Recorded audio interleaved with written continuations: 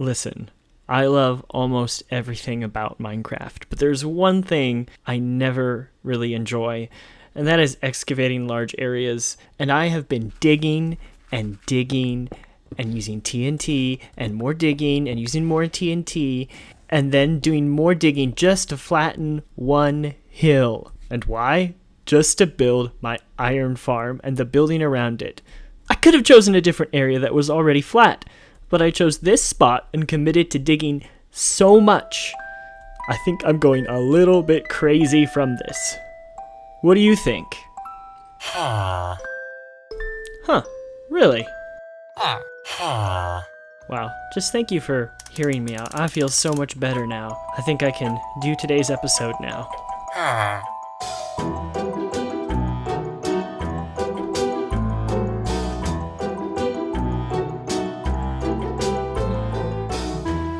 Hello, welcome back to another Minecraft video. I am just coming back here to get my stuff because I died. Because I thought I could take that iron golem, but he hit me twice and I was a goner. Let me finish the job. Haha! Okay, as you can see, we have this giant half of the hill excavated. It doesn't look like much, but this took a long time to dig and use TNT on. I modified my mob farm so it was mostly only creepers and put campfires down there so they would auto kill them so that I could AFK. But even then, it was hard to get enough TNT to make this go quickly. In addition to doing all of that excavating, I've spent about 3 days designing the build I want to be the outside of the iron farm. And I am super pleased with what I have come up with. It's honestly, I think, my proudest build ever. I'm so excited to show it to you guys. But for now, we are going to have to build the actual iron farm first. So in this shulker box here, I have the materials I will need to build this. So we will get building that, and then from there we will start with the actual build, the actual factory build we're going to do. So I'll see you guys as I'm doing that. Alright, I have pretty much just built the basic farm already. The last step would be to get the villagers and zombies here that I need. It's fairly simple to set up. It's just got the central chamber here and then 4 different pods for villagers with beds there. This design is by, I'm not sure if it's Lazen Farms or Lazien Farms. It's kind of hard to tell how it's pronounced, but that's where I got the design from. I personally have made a total of 1 iron farm before, but it was very similar to this design. This one's just a little bit simpler than the one I've used before, so hopefully this one will work out well for us. But I'm gonna go get some villagers for this and get some zombies in here and we'll see how this goes. Okay, I have 6 villagers here. I'm gonna need a total of 12, but I'll take 6 at a time. And this time I brought my shears to be able to take them off of the ghast when I arrive. Okay, I got them on the ground. Then can I just shear him from here? That should have just attached the leads, right? Perfect. Now we just got a stack of villagers. Thank you. That was much better this time.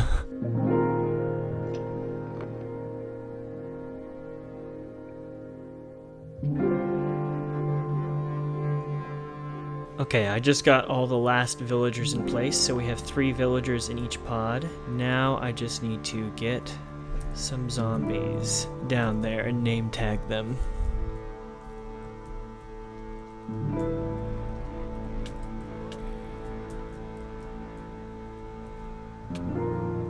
Perfect.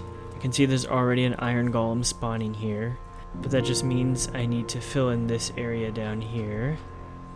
As you can see, it is now working. So yeah, basic farm is done. It'll spawn about 4 golems every 30 seconds. So it should be perfectly adequate for what we need. Yeah, there's another one spawning. And they immediately go down to the center. Down here, they die in lava. And this has only been running for a few minutes, like 5 minutes maybe. And we already have a stack and a half of iron. I'm gonna make one little modification here, down here, and then the farm will be done. Alright, for now, I've just set up a very basic system. This redstone may not be pretty, may not be the most efficient, but this item filter filters all the iron. So all the iron is pulled out here, put through this crafter, over here into this storage, and it's crafted into iron blocks. And then all the poppies, they're not sorted, so they just end up here. So we'll be able to have a nice bulk storage of iron blocks. You can see we already almost have a stack of iron blocks, which is crazy. This will be really nice to have. Alright, it is the next morning. I'm gonna see how much iron I got from AFKing overnight. Not bad. Almost 9 stacks of iron blocks. And a lot of poppies. Now today I also want to build the building around this. So now I'll start the long process, the long grind of gathering all the different resources I need for this build. I'll go gather that and see you guys in a bit. Well, good morning. It is the next day. I spent all yesterday collecting materials for the build, and I have completely collected everything except for this copper, which I've been aging. I know this is not the most efficient layout, but it didn't really matter. It's all gotten to the stage I needed to anyway. So right now, I just have to scrape it to the stage I want, and then wax it all and mine it all. So I'm gonna be doing that for a while now, but then after that, everything has been collected. I also did a small modification on this wheat farm. I just did one of the squares with hoppers underneath, and then there's 3 villagers up there.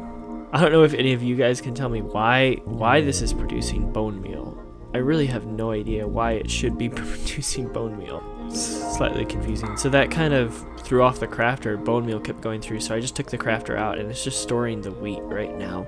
I only have a few blocks of copper left to oxidize, but I've gathered all the materials I will need for this build. I used Litematica to get the material list, which was very helpful, so I know I have everything. I know I have everything crafted into its necessary components, so that will be very nice. I still don't have replay mod updated. I'm going to try something different to time-lapse this build. We'll see how it turns out and see how you guys like it. Just trying to find alternatives right now while I don't have replay mod to do my time lapses. So we'll jump right into it, and then I'll show you guys the build.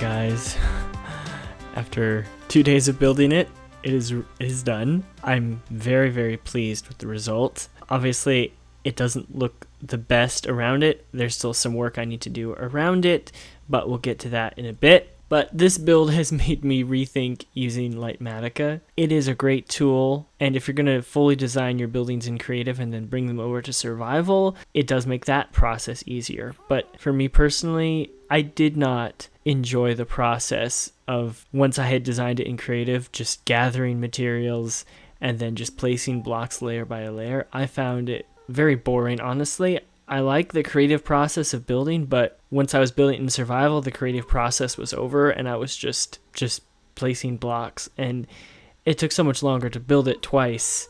So for me personally, I don't know if I'll use Litematica for a build of this scale again, maybe something smaller, maybe custom trees, but for builds like this, I think I'd rather do the creative process of a larger build like this in survival rather than having to go through that process. It just was not enjoyable for me. But if we take a look at the build here, I'm so pleased with it. The inspiration came from several different photos. I was looking for factories, and I found one picture that I mainly used for the shape, or this front silhouette. It was a front on view, so the rest of the building I had to kind of fill in with my imagination. And as far as the color palette, the gradient from the light to the dark, which isn't something you see very often, this was on another factory picture I saw where it went from this like lighter brown to like a darker brown at the top, and I really liked the way that gradient looked, so I wanted to go with that. I really like these smokestacks. I used glass panes. I don't know if you can see it on the corners to kind of round it out, smooth it out a little bit. There's some details that are not done. That pipe is supposed to have water coming out of it and supposed to go somewhere, but I'd have to build the terrain around. But overall, super pleased with the result. I like some of the texturing. I did kind of mess up the gradient, which kind of makes the building look kind of older, more rusted. And then I really like this wall for some reason. These small windows, that's really cool. This will look better once we have the terrain around it built. It'll kind of fit in. Right now, it doesn't fit in with anything. And then this whole area over here, I really like. There's like a little garage there, a bunch of crates and stuff. I had a lot of fun doing all the details on this build. And then on the roof, I had a bunch of random details. These daylight sensors work well as kind of solar panels on the roof, I think. So I really like that. And then there you have like a ladder coming out, like a roof access door. Inside again, no interior yet. It's still just the iron farm. To give you context of where this is in my world, over that area we have the wheat farm. There we have the tower. There we have the villager trading hall. And then over here is the iron farm. While working on this project, I've had a lot of inspiration of how to lay out my world. Over here we've had our stable. I plan to build like a wheat field here. And then there's like the village. So over here will be kind of our more rural farm area. But then as we go through this village, which I want to transform into a town, as we come through this village to kind of come into a more industrial factory area. And as we go through, the paths would change from that dirt path to maybe a more gravel stone path to a more paved straight pathway area through here. So my goal is to, through here, make different areas, different styles of building, and I think it'll look really cool. I'm so excited for it, and I'm so pleased with how this came out. Honestly, I think this is my favorite build I've ever done in Minecraft so far. As far as the environment around it, once that's added, it'll really bring it to the next level. I don't think I'm going to do big builds like that again for a little bit. While gathering the resources, I realized how little I have in my world, and it was very difficult to gather some of the different materials I used for it. As well as, we just need to get better set up in our world. I'm currently eating rotten flesh because I ran out of all my other steak, mutton, everything while I was doing this build. And I have no other really good food source. I need to maybe make my cow farm better. Right now it's just a hole in the ground. And if we go over here, my storage has kind of gotten out of hand. I've used the front of the villager trading hall as a storage room for all my shulker boxes and random stuff I have left over from projects. And then here is just bulk storage of dirt, cobblestone, stone, and other materials, especially from what I gathered when tearing down that hill for the factory project. So there's a lot of infrastructure that we need to get in place in our world that will help when I do larger projects like that again. But I don't regret building that. I definitely want to learn from this factory and how to take on larger projects, because it was really fun to build, but it took an enormously long time. It took me about 3 days to design it. It took about another 2 days to dig out that mountain. It took a whole day to gather all the materials and another 2 days to build it.